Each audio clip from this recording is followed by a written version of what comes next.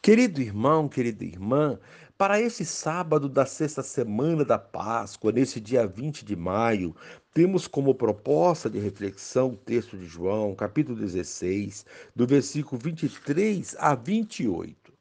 Naquele tempo, disse Jesus aos seus discípulos: em verdade vos digo, se pedirdes ao Pai alguma coisa em meu nome, ele vô-la dará.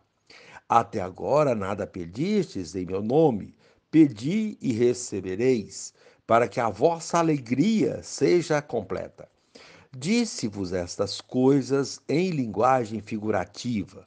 Vem a hora em que não vos falarei mais em figuras, mas claramente vos falarei do Pai.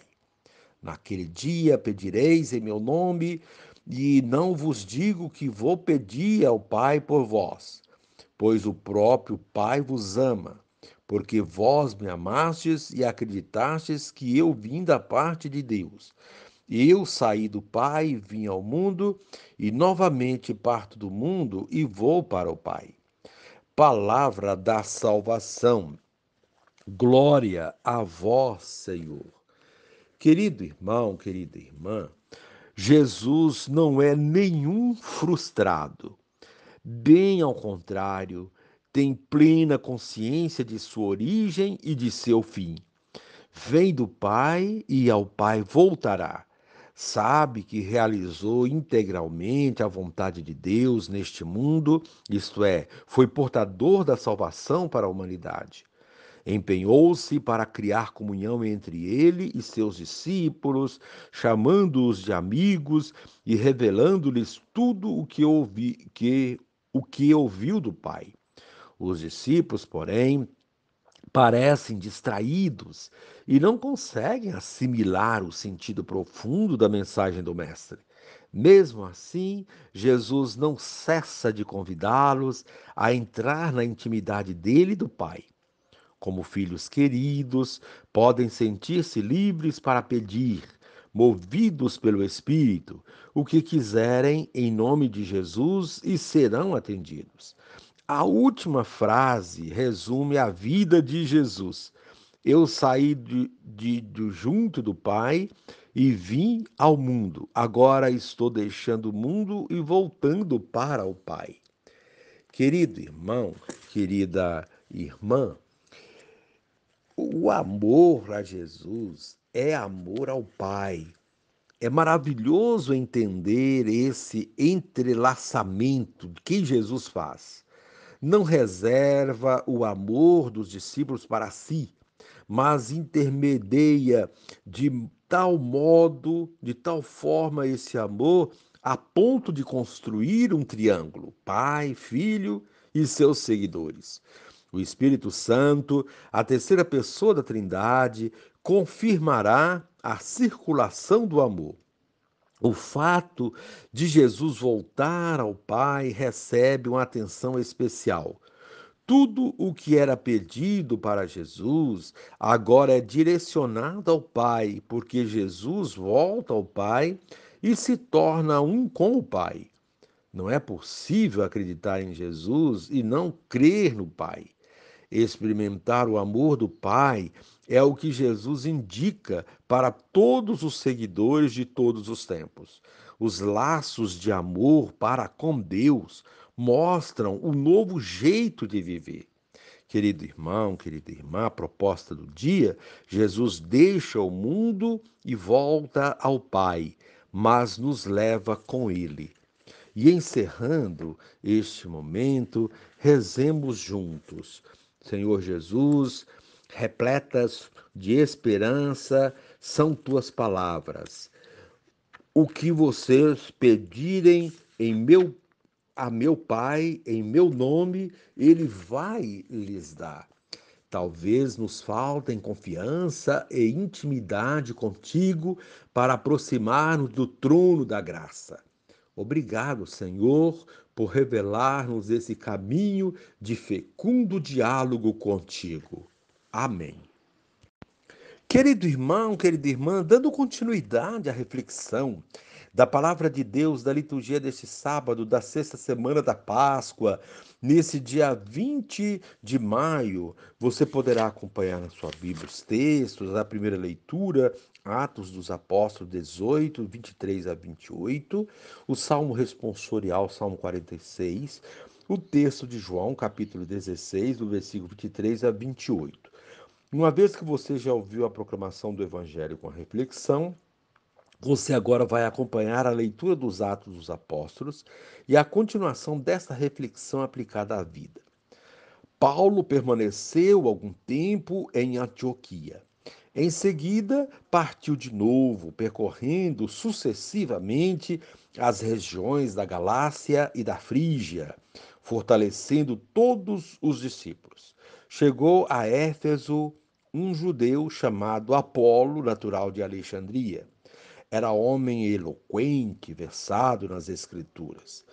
Fora instruído no caminho do Senhor e, com muito entusiasmo, falava e ensinava com exatidão a respeito de Jesus, embora só conhecesse o batismo de João.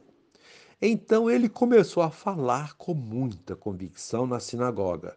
Ao escutá-lo, Priscila e Áquila tomaram-no consigo e com mais exatidão expuseram-lhe o caminho de Deus.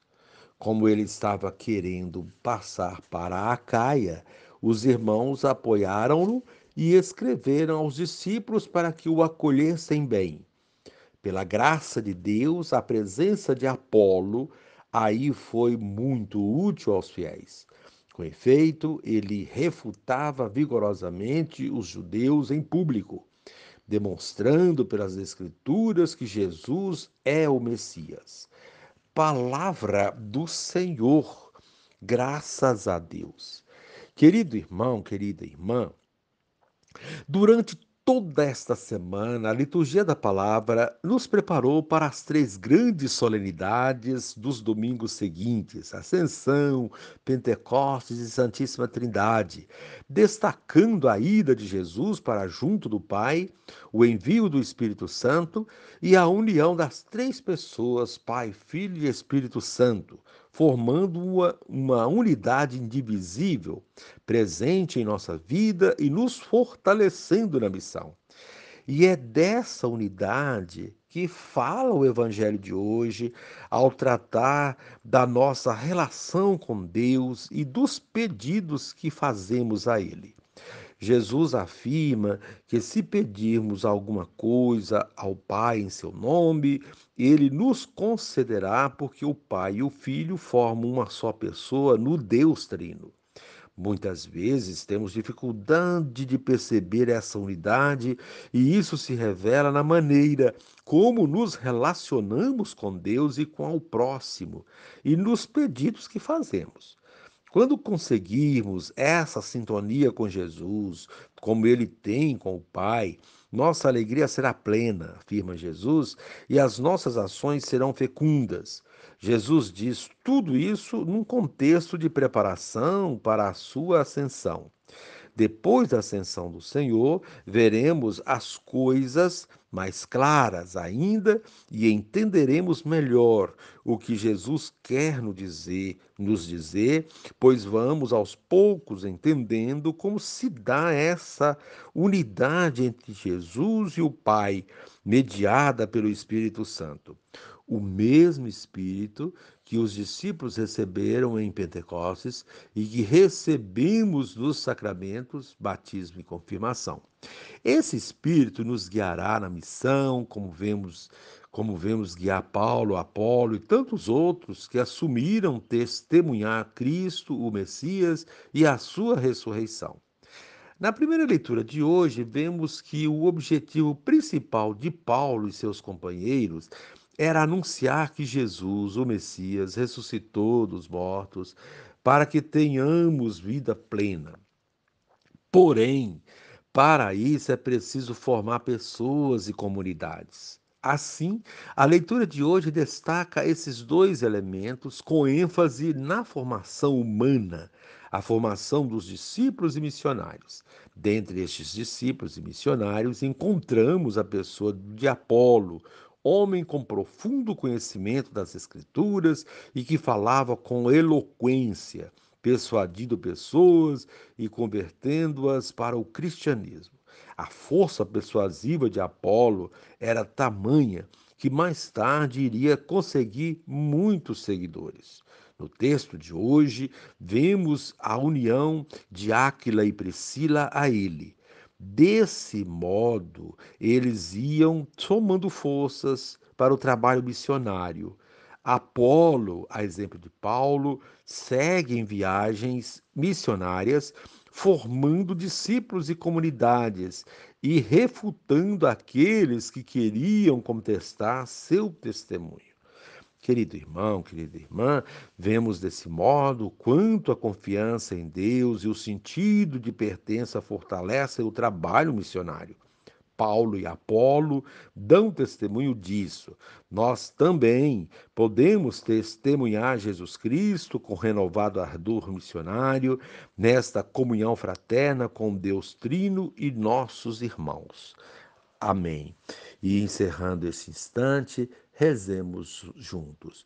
Pai, conserva acesa no meu coração a chama do discipulado, que me mantém firme no segmento de teu filho, como continuador de sua missão.